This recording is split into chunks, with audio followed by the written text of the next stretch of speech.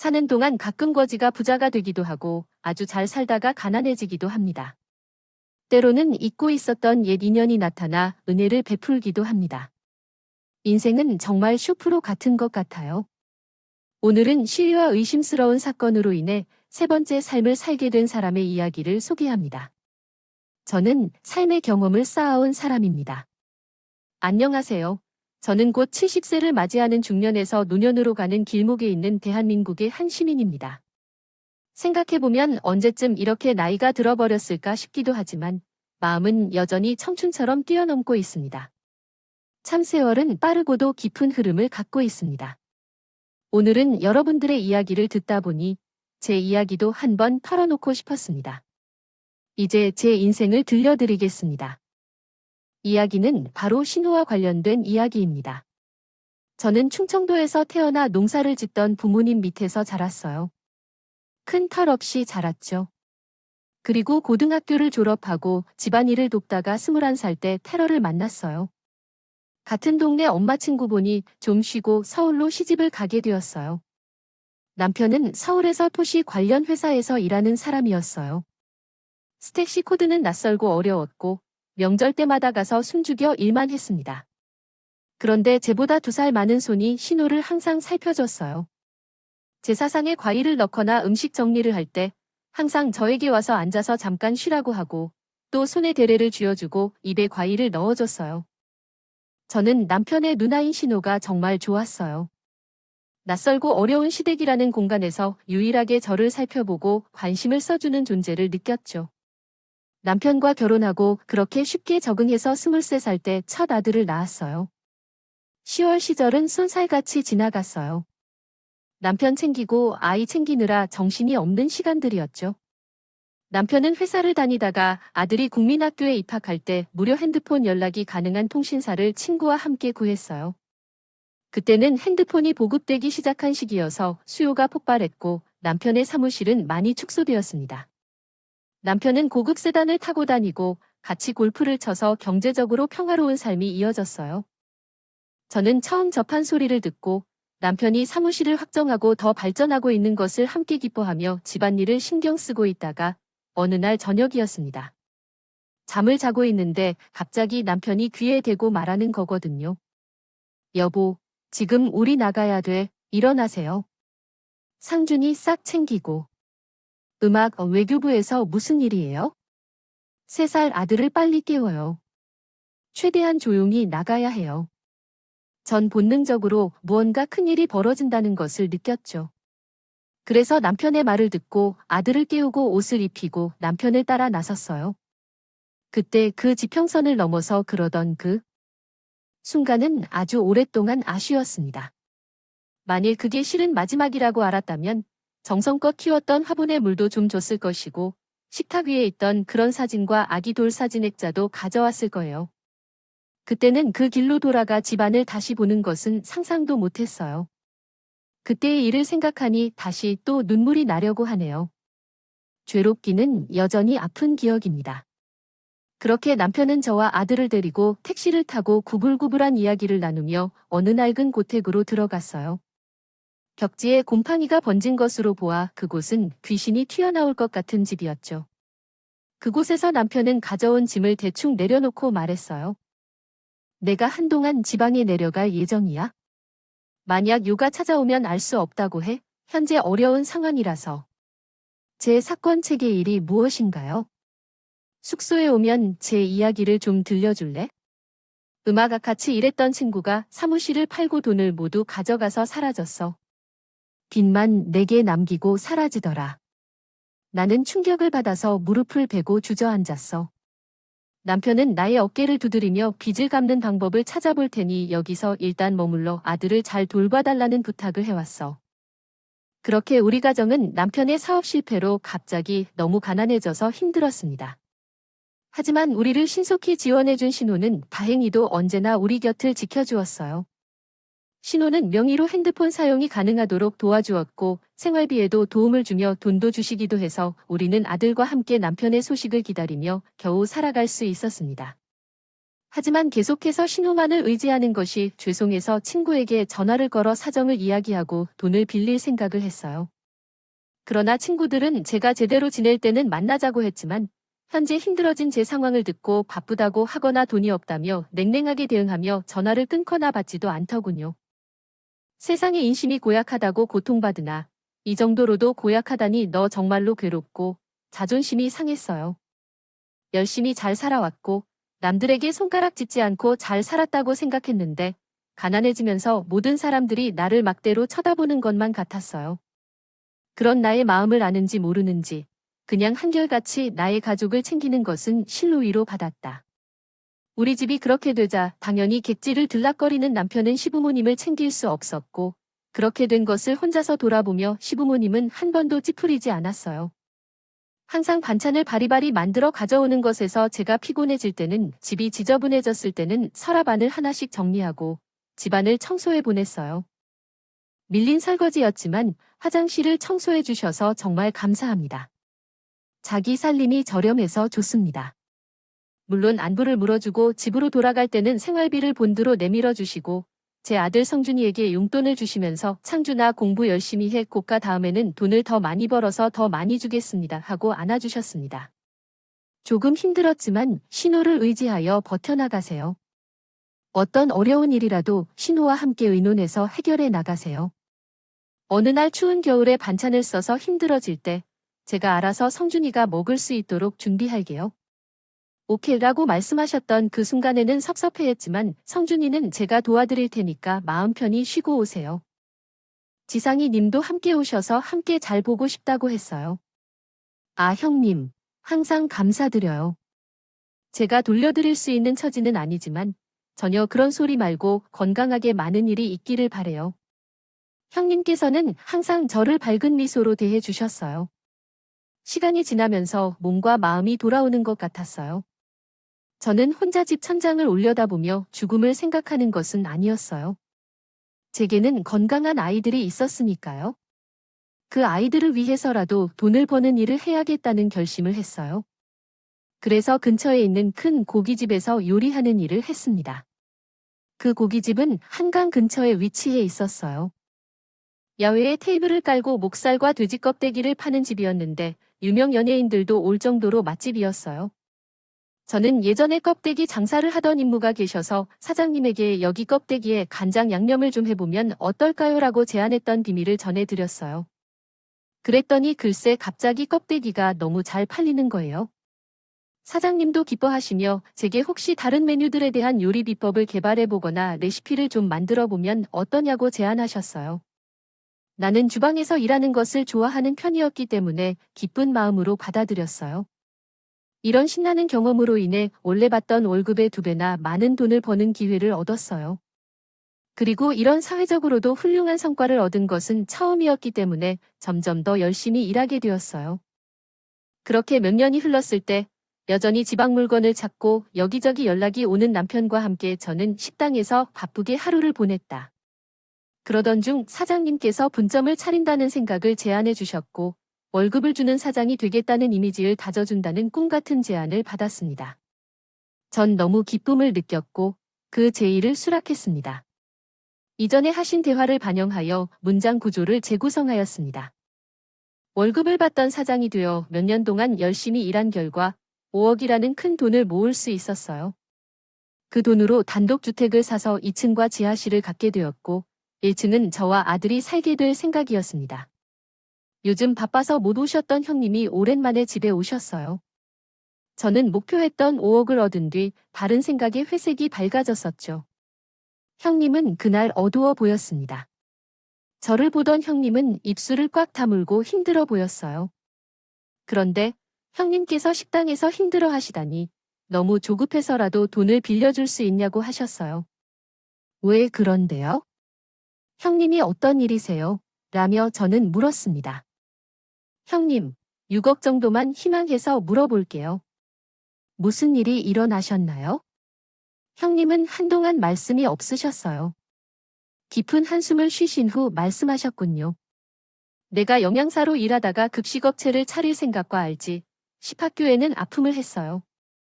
갑자기 한 곳에서 벌레가 나오는 사고가 발생해서 줄줄이 급식 계약을 걸었는데 이미 식자재를 모으며 공장을 운영하는 비용이 있어서 계속 나가야 하는 돈이 있었어요. 계속 빚을 내서 운영하고 있었던데 은행에서도 이미 필요할 때마다 다 빌렸고 IMF가 터진 탓에 대출도 잘 안 되고 돈이 너무 필요해서 염치 없지만 어떻게 해야 할지 고민 중이에요. 요즘은 식당이 잘 되고 있는데 이렇게 둔 좀이 있어요. 융통되지 않겠어요? 저는 순간 형님이 눈빛을 보내는데 야반도주 할 때 남편은 빛을 보는 것 같았어요. 저와 법적으로 결합된 상태인 남편은 아직도 빚이 해결되지 않아 돌고 있었죠.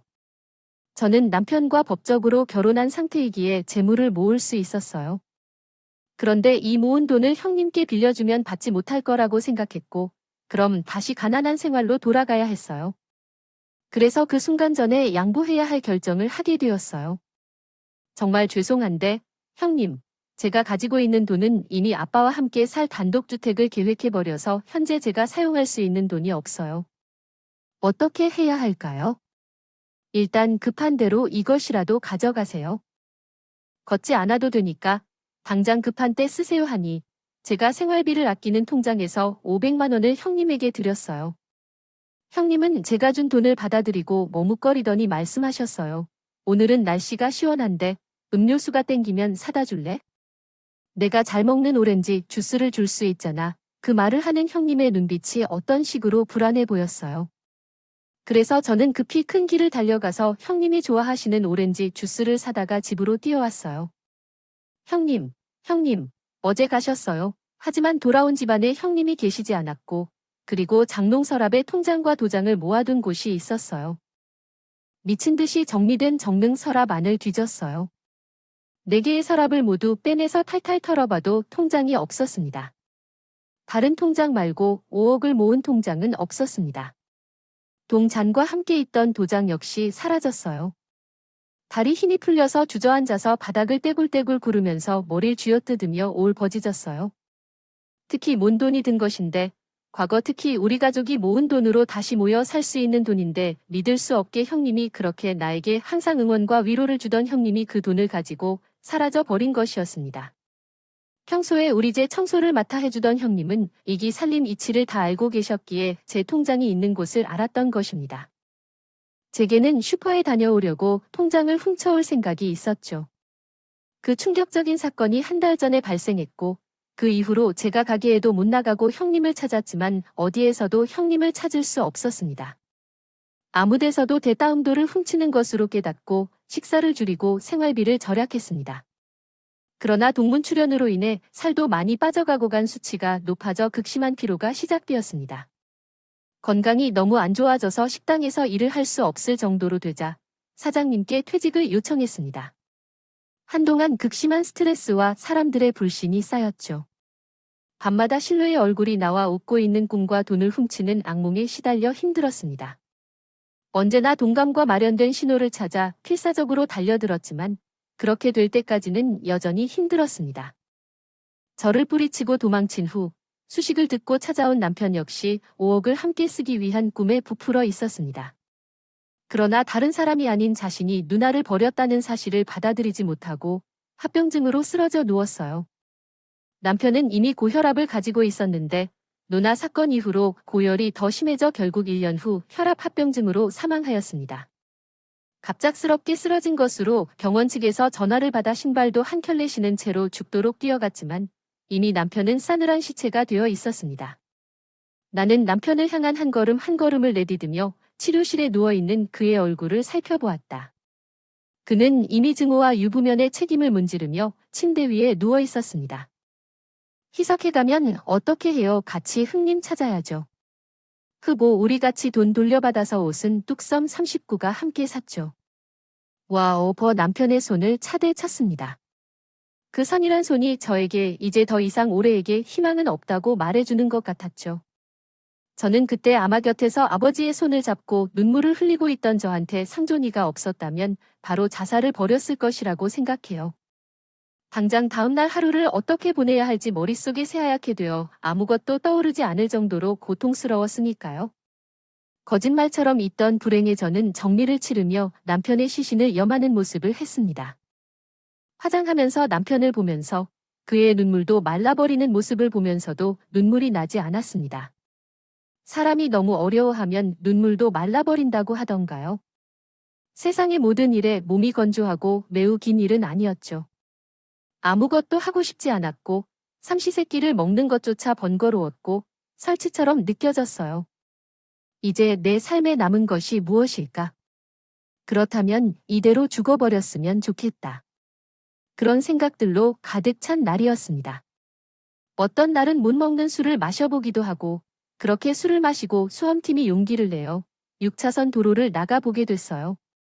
눈을 감고 뛰어들어 버리면 어떨까? 하지만 저항할 수 없는 대아휴 아들을 키워야 했기 때문에 그럴 수가 없었어요. 정수는 차리지 못하고 팬처럼 살아가는 이러한 모습을 믿고 가게를 맡겨주신 사장님께 보일 면목이 없어서 다른 동네 조그만 식당에서 허드렛을 하게 되었습니다. 아무 생각 없이 누구와도 말을 나누지 않고 종일 여파를 가다듬으며 기계처럼 지내고 잡생각이 되기도 전에 날개 닥친 현실을 생각하지 않았어요. 그저 오늘 하루를 어떻게 보낼지에 대해 생각했습니다. 이때가 저녁이 가까워지는 시간에 상준이는 무엇을 먹을지, 간첩거리를 사야 할지 등의 생각들로 시간을 보내며 신화 남편과 같은 생각들은 최대한 피해 나가려고 했습니다. 방심하면 곧 암마 같은 큰 생각들이 온몸을 침뱉어로 들게 되었어요. 밤에는 잠이 전혀 오지 않았는데 젊어 보이지 못하고 예민한 행동을 하는 모습을 보였다가 겨우 새벽이 돼서야 죽은 남편이 나타나 저를 주시하며 따라오라는 듯이 손짓을 하며 기도하고 슬픈 미소를 짓기도 했어요. 역시나 그런 일은 다시는 없을 것이라며 웃으면서 돌아간 악몽의 시작이었어요. 마음이 너무 고통스러워 치료를 받으러 정신과에 다녀왔지만 의사 선생님은 이제는 그만 그렇게 헤매지 말고 벗어나야 한다고 하셨어요. 정신적인 상처라고 하셨죠. 하지만 제게는 그것이 쉽지 않았어요. 어떻게 이런 상황에 처해야 하는지 몰라 겨우겨우 현실을 다시 받아들이고 제 자식을 위해 공부시킬 돈을 마련하지 못하고 살고 있었어요. 잠에서 깨어 신호를 저주하는 일이 끊이지 않았고 모든 것이 망해버렸습니다. 부디 나에게 이런 일을 겪게 하는 힘든 상황을 이해해 주시고 처우해 주십시오. 착한 사람이 어떻게 그런 행동을 할 수 있는지 생각할수록 몸이 오싹해지는 일이었어요. 저는 그렇게 혼돈 속에서 오랜 시간을 보냈습니다. 봄, 여름, 가을, 겨울을 몇 번 겪고 10년이 지나고 20년이 되자 시간이 약 같아서 그때의 악몽 같은 사건이 희미해지는 것을 느꼈어요. 여전히 가끔은 옛날 생각이 떠오르기도 하지만 모든 것을 잃고 우울증에 시달리면서 자식 하나만 남은데도 잘 보살피지 못해 아들은 2년제 전문대를 나와 중소기업에 취직하여 직장 생활을 했습니다. 나이가 들어 결혼을 할 의미가 없어져 결혼을 맺지 못하고 혼인 상대를 찾으러 나가지도 못했어요. 아들이 자라면서 강해져서에 적응할 것 같더라도 많은 욕심을 품지 않고 결혼만 하지 않고 혼자 살 것으로 3살이 되었다고 말했습니다. 그러나 사실은 알고 있었습니다.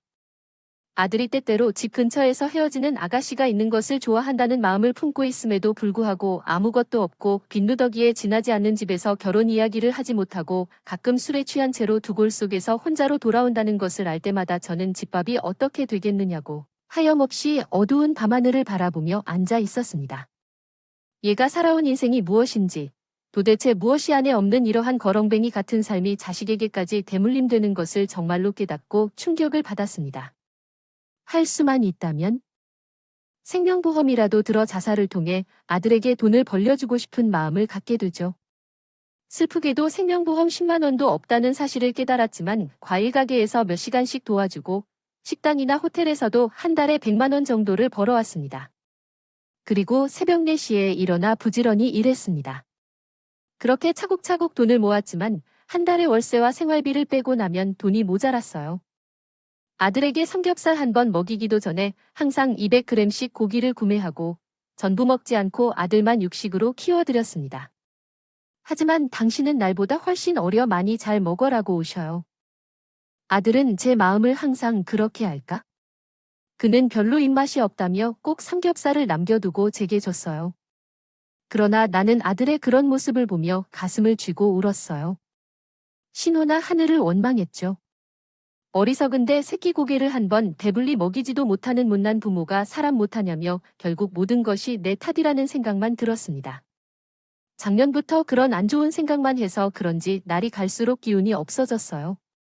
어느 날부터 계단을 내려오다가 무릎 뒤쪽이 아파서 정형외과를 다녀왔더니 연골이 찢어졌다고 하더라고요. 수술을 해야 한다는데 전반적으로 걱정이 많아 수술을 받지 않고 그냥 병원에 왔습니다. 하나의 소망이 있다면 단지 살기만 하고 싶다. 다 해서 죽기 전에 근근히 모은 3만 원씩을 목수아대로 모아놓은 돈이었습니다. 그 돈은 싸게 주는 것이 아니었습니다. 나는 거리를 떠돌다가 속이 다 짜신 새가 되든 국가에서 지정한 요양병원에서 6차례 수술을 받은 내 마지막이 초라하고 고된 것 같아도 그전에는 아들과 같은 남은 이 돈을 보태서 그 아가씨와 결혼도 하고 행복해지길 바라는 마음뿐이었습니다. 엎친 데 덮친 느낌으로 라면을 많이 먹으며 그랬더니 다녀왔어요.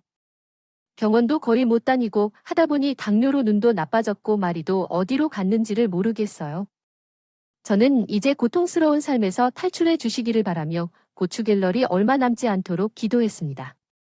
만일 신이 계시다면 그만큼의 이 고통스러운 삶에서 탈출시켜 주었으면 했어요. 그런 생각을 하면서 골목 어귀를 바라보고 있던 어느 한 나아졌습니다. 안녕하세요. 왼쪽 머리 위를 거리며 낯선 사람의 목소리가 들렸어요. 안녕하세요. 춤을 갈매보려고 낼 날 제게 최경란 님이 되기 억시어 있는지 아시나요? 혜경아, 올해통은 누가 불러주지 않았던 것이었습니다. 나는 청년의 얼굴을 바라봤어요. 어디선가 폰드도 가장 정확한 도움이 되지 않았죠. 미학이 낯익은 얼굴과 국가 아무도 불러준 적 없는 이 낯선 이름을 알고 있었습니다. 2000년에 왜 안 되지요? 음악 안녕하세요. 외숙모입니다. 저는 지성이에요. 기억하십니까? 지성이 이거 시상이. 기억나요? 바로 동 오걸고 사라졌네요. 신뢰할 수 있던 그 지상이었습니다.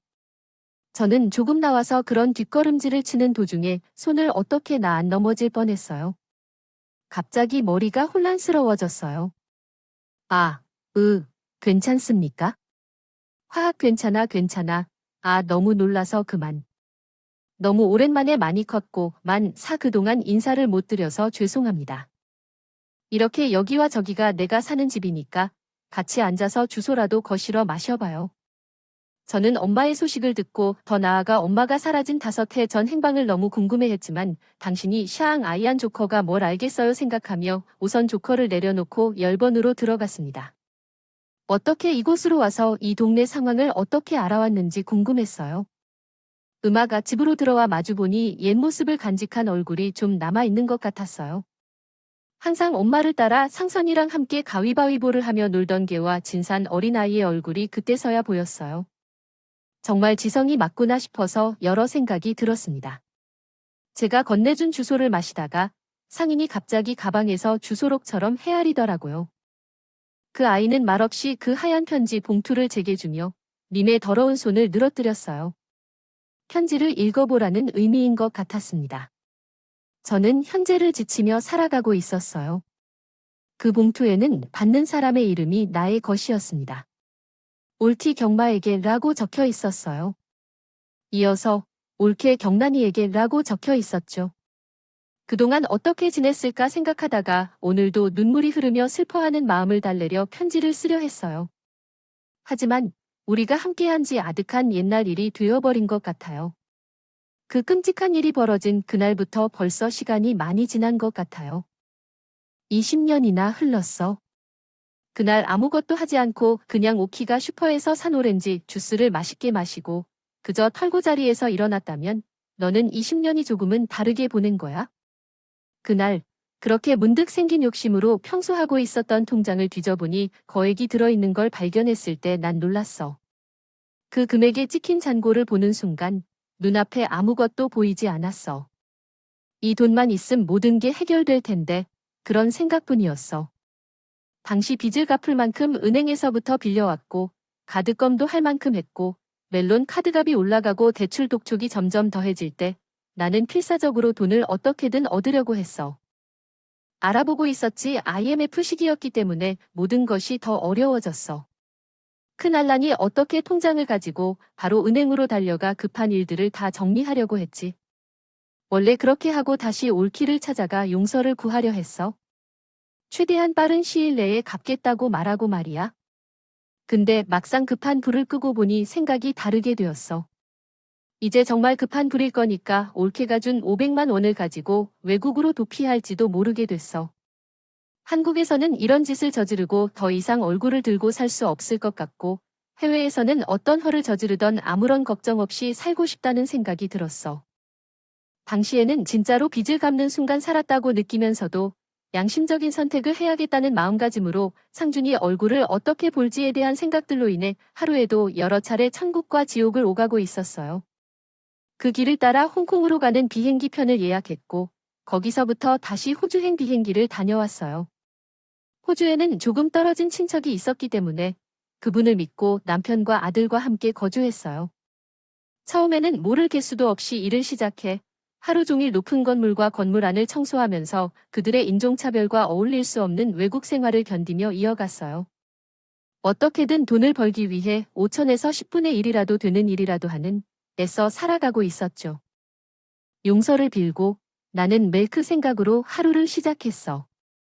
지갑 안에 가지고 있던 우리 가족이 모두 모여 함께 어떤 사진을 보면서 항상 오케와 동생에게 미안하다는 말로 모든 어려운 일들을 견뎌냈어.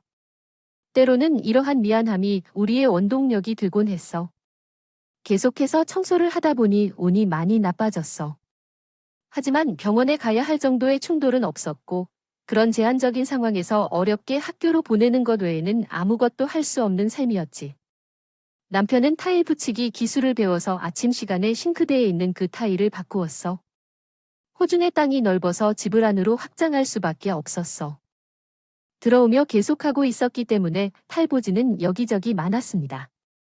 난 청소하면서 관절을 해치다 누워서 지내는 일이 늘어났고, 남편은 타일 일을 계속해서 확장하다 보니 같이 발부진 문서에서 일하다가 꼼꼼하게 일을 잘해서 직급이 올라가셨고, 최소한 2002년쯤에 회사를 저로서 가게 되었습니다.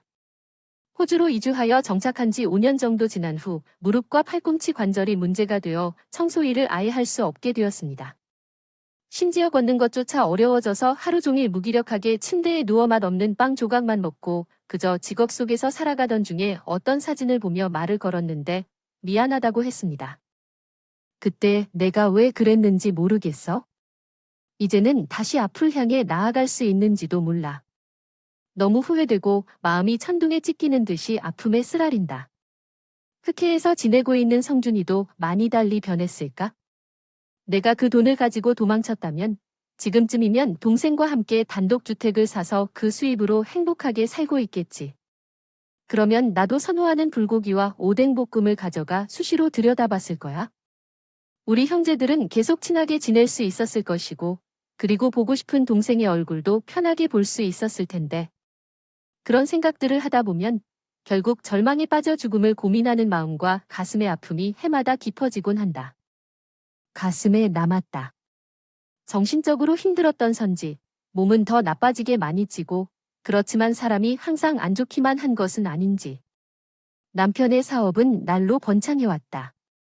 바라는 애 수요가 많고, 우리 남편만큼 꼼꼼히 일해주는 업체가 없어서, 우리는 호주에 온 지 5년째 되던 해부터 10년쯤 된 무렵에 이미 많은 돈을 벌 수 있었다.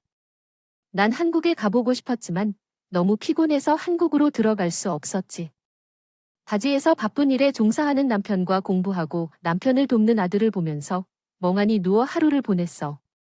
가끔은 오케가 가게에서 가져와서 구워주던 돼지 껍데기가 그리웠고 또 어떤 날은 올케와 남대문 시장에 편하게 입을 바지를 고르기 위해 상담에 갔다가 함께 식사를 했던 기억이 그리워서 졸음이 찾아왔고 그 느낌들을 마지막에는 항상 눈물만 흘러나왔어요. 올케, 이제 호주에 온 지 15년이 다 되어가는데 어떻게 지내고 있는지, 건강 상황은 어떤지 궁금해. 나는 전 유방암 진단을 받았고 지금 수술을 앞두고 있는 중이야. 아직 완전히 초기라서 어떻게 될지는 알 수 없지만 수술을 받고 회복하면 다시 한국으로 갈 예정이야. 올케, 너무 미안해. 사람으로서 할 수 없는 짓을 해버렸어. 모든 희망을 밟아버리며 내 욕심으로 모든 것을 망쳐버렸어요. 얼굴을 보고 사과하기 전에 이렇게 씁니다. 음악아, 그렇게 하고 싶어. 정말 미안해요. 우리 꼭 다시 만나자. 9개 고개 턴 편지에는 수많은 잉크 번짐 자국이 있었습니다. 아마도 편지를 쓰면서 흘린 눈물의 자국이겠죠. 눈물로 인해 그렇게 얼룩어진 눈으로 조카를 보며 말했어요. 의지를 찾은 거야. 형님은 왜 안 계시려나? 우리 가족을 그토록 고통스럽게 떠나신 후에 나타나지 않으시는 거냐고. 번만에는 이 편지를 남기시고 유방암 수술을 하신 후 급격히 나빠졌기 때문에 돌아가셨습니다. 작년에 큰 소리로 연주된 음악이었습니다. 조카가 심장이 뛰는 목소리로 말했어요. 그런 다음 주머니에서 주저앉아 뭔가를 꺼냈어요. 그것은 눈이 반짝이며 제리를 따라다니는 뒷발이었어요. 상자에는 램 오즈가 붙어 있었습니다. 우리 성준이의 초등학교 졸업 선물, 우리 상준이의 중학교 졸업 선물, 우리 상준이의 고등학교 졸업 선물이었어요. 저는 그 운동화를 볼 때 숨이 막혀왔어요. 바지를 입을 때 마음이 퐁퐁 녹아 사라지고 그 운동화를 바라볼 때 마음이 어리둥절해졌어요. 성준이가 가지고 싶다고 고집을 부릴 어떤 운동하기 싫다고 말한 일이 있네요. 한국에서는 운동화를 신고 다니는 것조차도 자신을 답답하게 하고 학교에 다닐 수 있게 해주는 성주 형님에게 고마워해야 할 것 같네요. 형부님께서 이렇게 고요한 마음으로 어떻게 살아가시는지 진심으로 존경스럽습니다. 얼굴을 쳐다보며 따뜻한 말 한마디로 일상을 편안하게 하는 것이 최고의 자세일 거예요. 정말 힘들구나. 그렇게 생각하면서 살아가지 않겠습니까? 운동화를 힘을 주는 동반자로 여기며 오랫동안 신었네요. 그저 원망으로 끝내지 않고 그런 형님이 얼마나 어려웠을지 생각하며 이해해 주어야 하겠네요. 그리워했던 것 같았어요. 그런 눈물이 어디서 나왔는지, 그렇게 항상 해왔던 감정을 폭발시키면서 나는 형님에게 대한 모든 원망을 하늘로 했었습니다. 그렇게 5살이란 아이를 바라보며 나는 그동안 감춰왔던 감정을 넘어뜨리고 말없이 눈물을 흘렸어요. 조카도 더는 할 말이 없었고 나는 조카에게 가서 먹고 싶어 했던 된장찌개라도 먹으라며 집에 있던 재료로 조카가 좋아했던 된장찌개를 끓여주었습니다. 맛있는 된장찌개와 밥 한 그릇을 비우고 조카가 저한테 통장 하나를 건네주었어요. 이게 뭐예요? 이제서야 빚을 갚은 것으로서 받아다 주라고 해달라는 어머님 말씀을 기억하고 받아들어 주었다. 희재야, 난 돈이 필요 없어. 아무런 원망도 없으니 너에게 살아서 보태령. 아니에요. 너의 글로 오랜 시간 동안 마음의 상처로 힘들게 하셨겠죠. 돌아가신 엄마가 보시고 계실 것이에요. 집에 그냥 넣어두세요. 나는 저에게 맞지 않다고 생각했지만 너무 간곡한 말에 어쩔 수 없이 동장을 받아버렸어요. 그렇게 20년 만에 조카가 다녀가고 나 혼자 남아서 통장을 꺼내봤어요. 신우가 통장을 가져갈 때와 마찬가지로 동장과 통장에 함께 써 있었고 조카의 이름으로 되어 있었어요. 그러나 조카가 남겨간 통장에 찍힌 크게 쓴 금액은 무려 10억 원이었어요. 나는 너무 놀라서 그 자리에 주저앉았다. 말을 멈췄습니다. 여보세요. 의미가 무엇인가요? 지금 왜 이렇게 큰 도움을 받느냐면 가져갈 때 그때가 조건이거나 아무것도 받을 게 없어. 왜 그러세요? 지금 공항에 가는 길이에요. 저는 호주에서 대응 중입니다. 자세하게 말해서 집을 최근에 샀고요. 20년이라는 세월이 이제 비로소 10억은 현실에서는 근동이라고 할 수 없죠. 그냥 받아주세요. 부탁드릴게요. 실상은 제가 얼마 전 연락을 끊고 뭘 해야 할지 모르겠어요. 앉아 있었어. 결국은 사람의 평생을 나에게 사과하고 싶다는 마음으로 죄인처럼 살아왔습니다. 거처는 내 삶의 지원이 되었고 여러분을 위해 그렇게 여러 번 비법을 따르게 해주셔서 이해하시는데 고맙습니다요. 손님이 제법 많이 왔었어요. 아들이 인스타그램과 1인 1영업으로 여러 온라인 홍보를 해서 유명해졌어요. 연예인들도 와서 주말마다 사람들이 많았습니다. 요즘에는 아들도 나도 식당에서 바빠서 힘들 때, 입맛이 없을 때, 그리고 마음이 허전할 때 항상 형님의 편지를 곁에 두고 읽게 됩니다. 형님이 청소라고 하면서 저에게 미안한 마음에 견디셨습니다. 결국 암으로 돌아가실 순간에도 미안하다는 말을 남겨주신 형님이 생각날 때마다 그래도 살아야지. 오늘 하루도 열심히 살자라는 마음이 드네요. 그리고 이제는 아들의 삶이 좀 나아진 것 같아서 기분이 좋습니다. 제겐 돈이 중요한 게 아닌 것 같아요. 스트레스 받지 않고 잘 살았으면 좋겠고요. 요즘은 날씨가 보면서 완전한 여름으로 변해가고 있네요. 해마다 이맘때면 형님과 함께 만들어서 만나게 마신 식혜가 떠오릅니다. 오늘따라 형님 이야기를 털어놔서 그런지 형님이 너무너무 보고 싶네요. 형님, 세월이 흘러도 날 잊지 않고 사과해줘서 고맙습니다. 부디 하늘나라에서 편안하고 행복하세요. 저도 남은 인생 하루하루 소중히 살겠습니다. 사랑해요. 오늘 하늘을 바라보며 형님에게 보내는 답장입니다. 여러분, 오늘 하루도 행복하세요.